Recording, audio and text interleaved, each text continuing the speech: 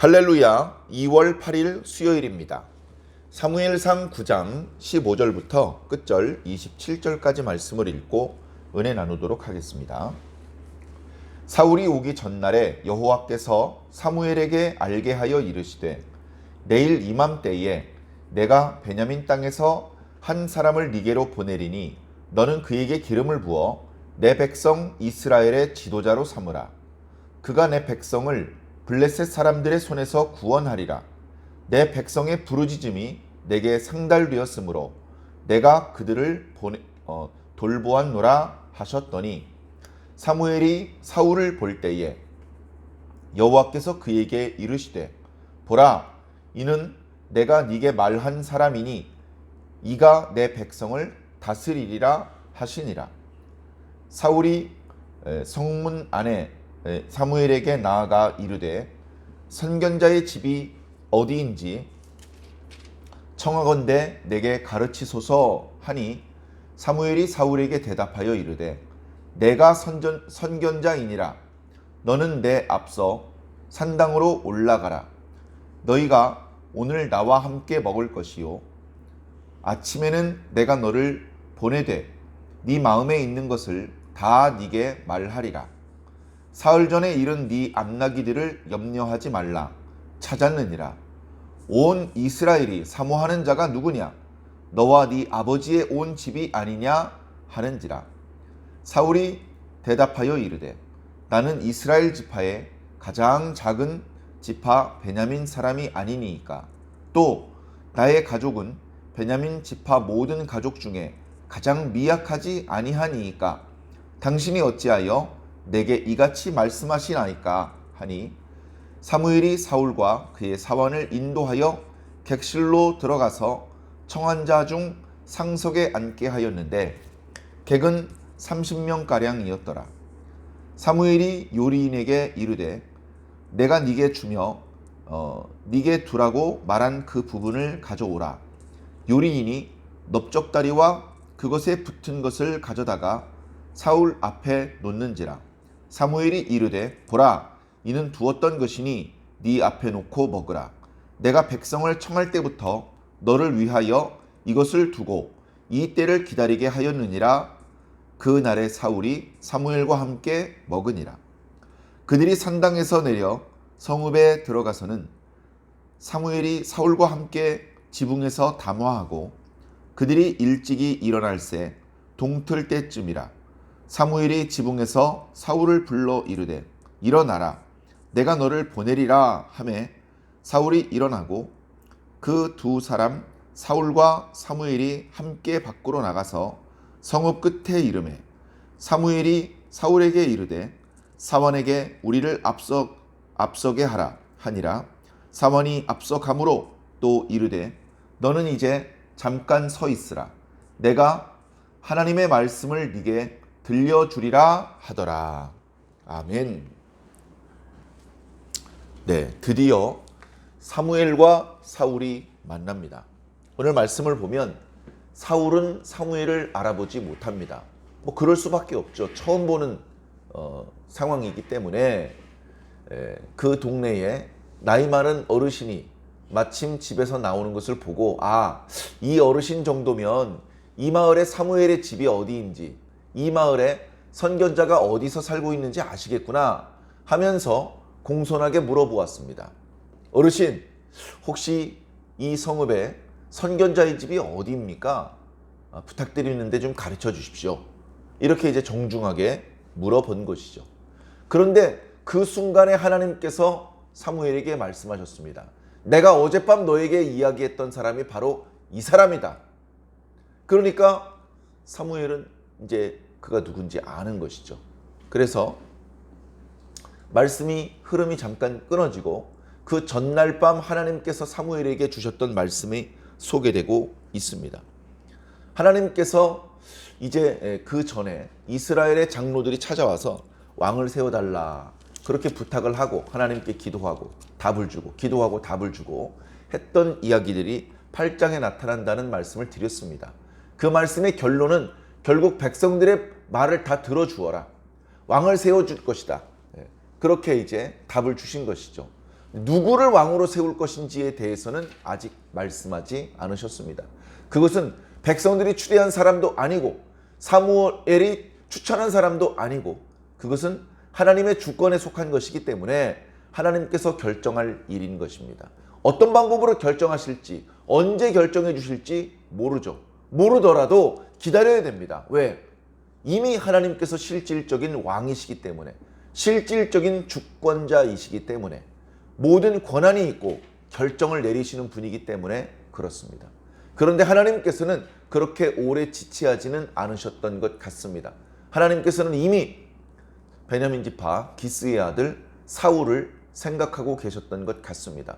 그래 그의 집에 암나기들이 잃어버려지게 만들고 그의 아비를 통해서 사울이 그 암나기들을 찾으러 나서게 만드셨습니다. 사나흘 동안 헤매게 만드셨고 사무엘이 사는 동네까지 오게 만드셨던 것이죠. 이 모든 인도하심이 우연이 아니고 하나님의 인도하심이었습니다.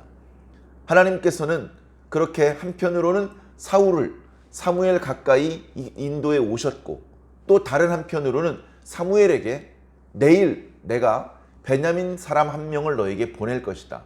그가 바로 내가 전에 이야기했던 이스라엘의 지도자가 될 사람이다.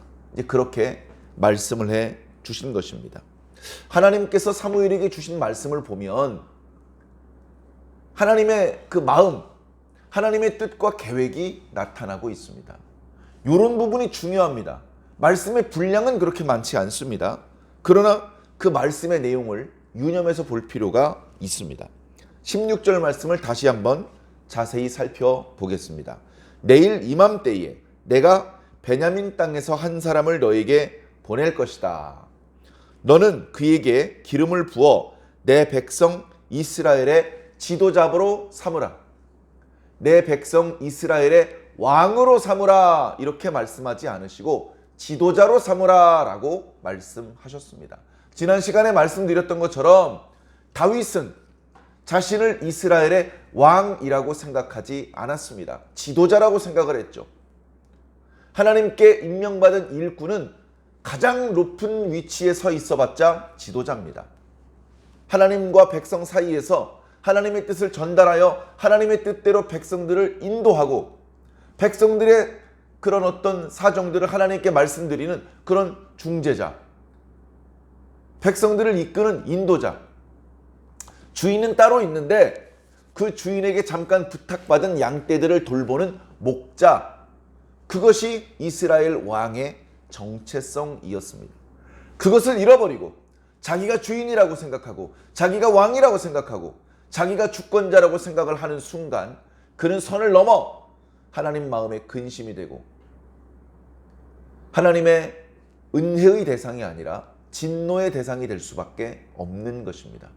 어쩌면 그런 부분은 오늘 저와 여러분도 마찬가지입니다. 우리 모두는 하나님께 부름을 받았습니다. 하나님께 사명을 받았습니다. 자기가 속한 공동체의 리더가 아니더라도 각자 자기 가정에서 또 자기 개인의 어떤 조그마한 영역 안에서 우리가 리더로, 지도자로 그렇게 세움을 받은 것입니다. 그 안에서 우리 개개인을 향한 하나님의 뜻이 있죠. 너는 이런 지도자가 되어라. 너는 이렇게 사람들을 이끌도록 해라. 너는 이런 역할을 수행하도록 해라. 그런 우리 개개인을 향한 하나님의 바람이 있고 기대가 있으십니다. 그것이 무엇인지 정확하게 캐치를 하고 그것을 먼저 만족시켜드려야 됩니다. 하나님께서 이 일을 하라고 나를 부르셨어. 그럼 이 일을 먼저 해야 됩니다. 그 일이 끝난 다음에 조금 쉴 수도 있고 잠깐 놀 수도 있고 그런데 자신이 그 자리에 선 핵심적인 이유, 목표 그것을 잃어버린 채 그 가장 중요한 사명에 충실하지 않은 채 먼저 놀고 먼저 쉬고 그런 모습을 보인다면 어찌 충성스러운 주의 일꾼이라 할 수 있겠습니까? 먼저 나를 부르신 주님을 바라보고 그분의 뜻을 살펴보아야 합니다. 사울이 이스라엘의 첫 번째 왕이 되었지만 엄밀한 의미에서 다른 나라에 세워진 왕들과 달리 다른 나라에 세워진 왕은 자기 위에 아무도 없습니다. 자기가 모든 것들을 결정하는 최고 결정권자죠. 그러나 이스라엘의 왕은 절대로 최고 결정권자가 되어서는 안 됩니다. 사무엘도 최고 결정권자가 아니었습니다. 모세도 최고 결정권자가 아니었습니다. 하물며 오늘 교회의 목사님들, 장로님들이 최고 결정권자가 되어서야 어디 되겠습니까? 각 가정의 가장들도, 각 회사의 사장님들도 최고 결정권자가 되려고 하지 말고 하나님께 그 권한을 남겨놓으시기 바랍니다. 결정적인 순간에 하나님께 여쭈어 보시기 바랍니다. 하나님의 결정을 따라갈 수 있는 그런 지혜로운 그런 지도자들이 되시기 바랍니다. 하나님께서 사울을 지도자로 세우시려는 이유가 있었습니다. 그것은 내 백성을 블레셋의 손에서 구원하기 위함이셨습니다. 그 블레셋 사람들 때문에 이스라엘 백성들이 부르짖었습니다. 고통 가운데 신음하고 하나님 도와주세요. 힘들어요. 살려주세요. 그렇게 기도하는 소리가 하나님께 상달되었기 때문에 그 기도를 들으시고 하나님께서는 구원의 손길을 내밀어 주신 것입니다. 과거에 사사시대에 각 지역에서 사사를 임명하셨던 것처럼 하나님께서 사울을 이스라엘의 지도자로 그렇게 지금 임명하시는 것이죠. 공식적인 임명은 아직 이루어지지 않았습니다. 사람들이 보지 않는 시간에 보지 않는 장소에서 사울이 그에게 기름을 부었고 그리고 일주일 후에 공식적으로 사울을 이스라엘의 왕으로 추대하는 그런 과정을 거쳐서 사울이 왕이 됩니다. 사울 본인은 정작 그런 하나님의 뜻이 있는지 전혀 알지 못합니다. 그리고 처음부터 사무엘 선지자가 그런 하나님의 계획을 소상히 알려준 것은 아니죠. 조금씩 필요를 따라서 깨닫게 해주는 겁니다. 사울 자신이 하나님의 그러한 뜻이 있다는 것을 깨달아야 되고 그것을 자기 스스로 수긍할 수 있어야 됩니다. 그렇게 자연스럽게 하나님의 뜻이 이루어져 가는 것이죠. 지금은 아직 사울이 사무엘의 얼굴도 모릅니다. 당연히 하나님의 뜻도 모르죠. 모르니까 선견자의 집이 어디 있습니까? 부탁드리는데 좀 가르쳐 주십시오. 이렇게 정중하게 여쭙는 그런 단계입니다. 그 순간 하나님께서 내가 어젯밤에 이야기했던 사람이 바로 이 사람이다 라고 가르쳐 주셨기 때문에 사무엘은 당황할 필요가 없었습니다. 당당하게 편안하게 이렇게 이야기했습니다. 내가 선조자다. 내가 바로 네가 찾는 선견자다. 너는 내 앞서서 산당으로 올라가라. 거기서 오늘 네가 나와 함께 그 음식을 먹게 될 것이다. 산당으로 올라가서 어떻게 제사를 드렸는지 그런 과정은 나타나지 않습니다. 거기 객실이 있는데 거기 초청받은 사람들이 함께 음식을 먹기 위한 장소로 준비가 된 장소인 것 같습니다. 그 자리에 30여 명이 이미 초대되어 있었습니다. 많은 사람들은 사무엘 선지자를 기다렸습니다. 사무엘 선지자가 오기 전에 먼저 먹기 시작하는 신뢰를 범하지 않기 위해서였습니다. 그래 갔더니 사무엘 선지자를 위해서 상석을 비워 놓았습니다. 사람들이. 그런데 그 제일 높은 상석에 사무엘 선지자는 사울을 앉혀 놓습니다. 그리고 자신은 그 옆에 앉은 것이죠. 그리고 음식을 준비하는 사람한테 미리 부탁을 했던 음식을 가져오라고 합니다. 그랬더니 넓적다리 제일 좋은 부위 그것을 그릇에 담아서 사울 앞에다 놓습니다. 그러면서 사무엘이 이야기를 하죠. 이것은 자네가 오기 전부터 내가 준비했던 것이네. 자네가 여기 올 거라고 하나님께서 말씀을 하셨고 자네와 함께 식사하기 위해서 준비한 것이네. 원래 이 넓적다리 부분은 하나님께 제사로 바쳤던 그런 화목제물 중에서 제사장 몫으로 따로 떼어놓는 것입니다. 일반 백성들은 잘 먹을 일이 없죠. 그런데 사무엘은 그 부분을 바로 사울에게 양보하는 것입니다. 가장 좋은 부위를 가장 높은 사람이 먹는 것이거든요. 거기 모여있는 객들에게 주저리 왜 그렇게 하는지 설명하지는 않았습니다만 사람들이 느끼는 것이죠. 아, 저 젊은 청년이 가장 지위가 높은 사람인가 보구나. 저 젊은 청년들이 우리 가운데 가장 높은 그런 지위를 얻게 되려나 보다. 그런 것들을 마음속으로 느끼는 것이죠.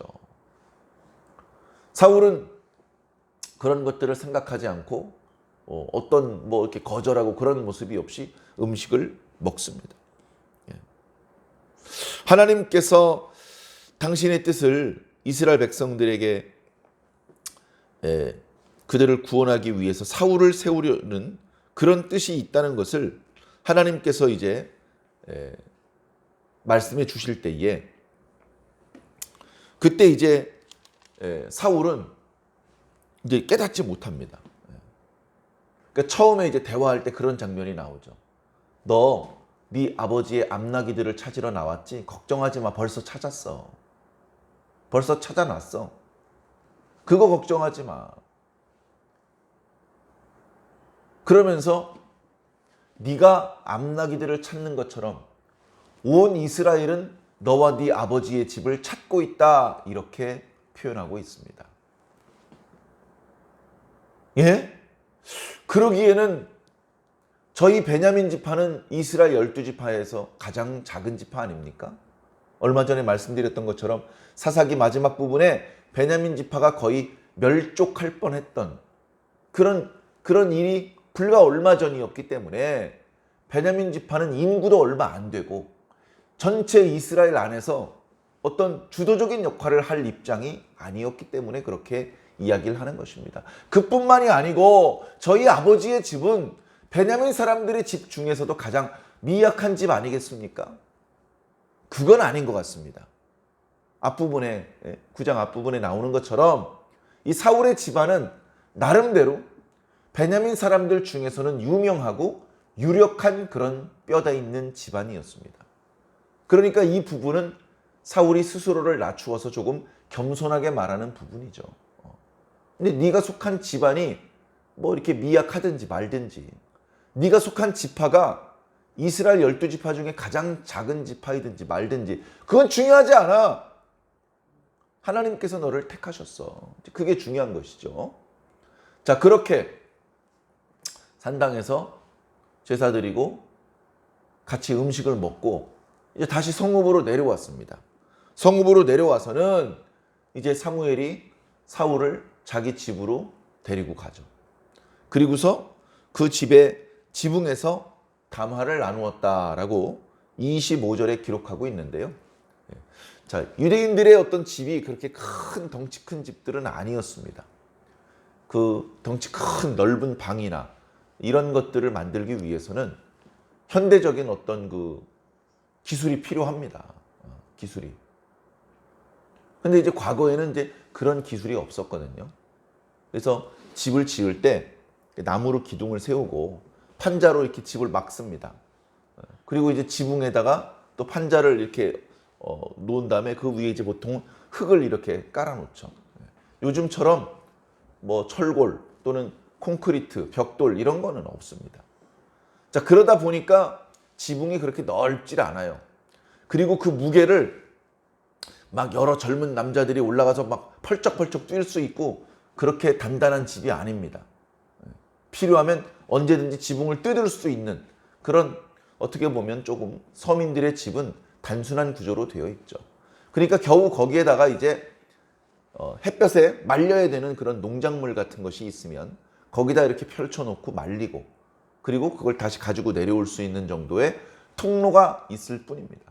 거기서 사무엘과 사울이 밤새 담소를 나누었다 이렇게 표현하고 있는데 어떻게 보면 밤새 이야기를 나누었다기보다 날이 덥기 때문에 조금 선선한 곳에 사울을 위해서 잠자리를 이렇게 마련해 준 것 같습니다. 그리고 아침 일찍 그를 깨웁니다. 사울아, 일어나라. 내가 너를 보내줄 것이다. 그렇게 얘기를 하고 이제 잠자리를 정돈하고 짐을 정리하고 이제 출발을 하겠죠. 그래, 그 사무엘의 집으로부터 성읍 그 성문에 이르기까지 사무엘이 따라가면서 전송을 해줍니다. 성문에 이르러서 사무엘이 얘기를 합니다. 사원이 조금 먼저 출발하게 하고 너는 여기 서서 잠깐 나와 함께 있으라. 내가 어저께 말했던 것처럼 너에 대한 하나님의 말씀을 내가 전해줄 것이다. 그렇게 이야기하는 것으로 오늘 말씀은 마무리가 됩니다. 자, 이어지는 말씀에 이제 계속해서 사울이 왕이 되기 위한 여러 과정들이 나타나게 됩니다. 자, 어쨌든 이 역사 가운데 하나님께서 모든 것들을 주도하시고 계획하시고 인도하시고 그렇게 성취해 가신다는 것을 우리는 깨달을 수 있습니다. 그리고 그 과정에서 이런 모습을 통해서 하나님께서는 뭔가 뜻이 있으시고 계획이 있으시고 그리고 그 뜻이 이루어지는 과정에서 이 사람 저 사람들을 하나님께서 사용하시는구나. 어저께 말씀에는 하나님께서 그 사환을 사용하셔서 사울을 인도하시는 그런 장면도 있었는데 또 오늘 말씀에는 또 사무엘을 통해서 또 앞으로는 사울을 통해서 하나님께서 당신의 뜻을 이루어 가시겠구나. 그렇다면 오늘 이 말씀을 읽고 있는 저와 여러분들 개개인을 향해서도 뭔가 하나님의 뜻이 있겠구나.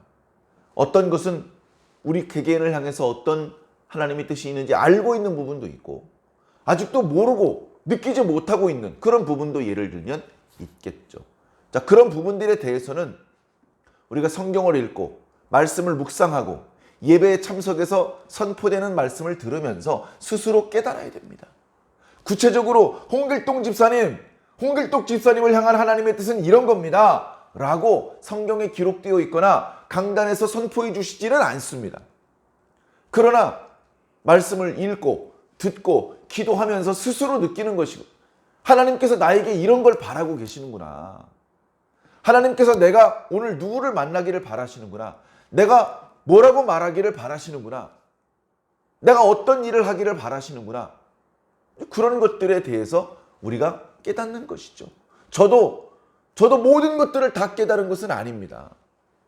하나하나 깨닫게 해주시는 만큼 깨닫고 알려주시고 가르쳐주시는 만큼 가른 것입니다. 하나님께서 그렇게 알려주시는 것이 없으면 모든 것들을 내가 결정해야 되고 내가 방향을 설정해야 되는데 그것은 참 어려운 일입니다. 아무렇게나 할 수 없는 일이고 그 뒤에 다가오는 일을 알지 못하기 때문에 그 모든 것들에 대해서 책임을 지는 일은 부담스러운 일이죠. 비록 그 방향이 맞나? 얼른 이해가 되지 않더라도 하나님의 뜻이 확실하다면 그 방향대로 가면 됩니다. 그러면 하나님께서 책임져 주시기 때문에 그렇죠. 그런 믿음으로 여기까지 왔고 앞으로도 갈 것입니다. 여러분들도 마찬가지입니다. 여러분 개개인을 향한 하나님의 뜻을 발견하시기 바랍니다. 그것을 깨달으시기 바랍니다. 그리고 도망가지 마시고 그 하나님의 뜻을 받아들이시기를 바랍니다. 하나님의 뜻을 깨닫고 그 뜻에 힘을 실어서 무게 중심을 그 위에 올려놓고 그 하나님의 뜻과 함께 가시기를 바랍니다. 그렇게 하나님과 함께 갈 때 우리는 하나님 없이 나 혼자 걸어갈 때 만날 수 없는 놀라운 하나님의 은혜를 체험할 것이고 또 하나님의 구원을 경험할 것이고 하나님께서 주시는 선물을 보게 될 것입니다. 오늘 하루도 그런 하나님과 동행하는 즐거운 하루가 되시기를 예수님 이름으로 간절히 축원합니다. 아멘.